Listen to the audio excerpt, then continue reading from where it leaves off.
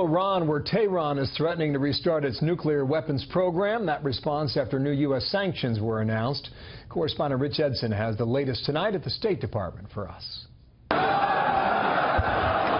Iran's warning to the United States, stop hitting us with more sanctions or we're pulling out of the nuclear deal.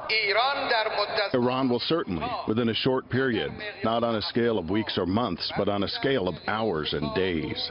Iran's president threatens its restored nuclear program would be more dangerous than the one suspended 2 years ago. If the U.S. administration is willing to repeat previous experiences, we will return to a much more advanced position than when the talks started. The United States and Iran are clashing around the edges of the 2015 Iran nuclear agreement. The Trump administration claims Iran has violated the spirit of that deal. I'm not going to respond to that threat or that hypothetical from President Rouhani. The Trump administration remains committed to countering a full range of threats that Iran poses.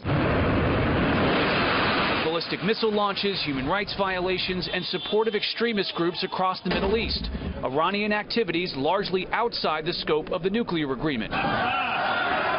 As some lawmakers chanted death to America, Iran's parliament voted overwhelmingly this weekend to spend more on Iran's ballistic missile program and Revolutionary Guard Corps foreign operations. The Trump administration has penalized Iran through sanctions for that behavior, though it has twice certified Iran is complying with the major components of the nuclear deal and continues suspending sanctions against Iran for nuclear activities. The State Department says the administration is examining the full U.S. policy towards Iran, including whether to remain in the nuclear agreement, also known as the JCPOA. We still believe that what Iran is doing is destabilizing and that the JCPOA doesn't fully recognize and comprehend and encompass all the destabilizing activities that Iran is engaged in. The Trump administration has given no timeline for its Iran policy review.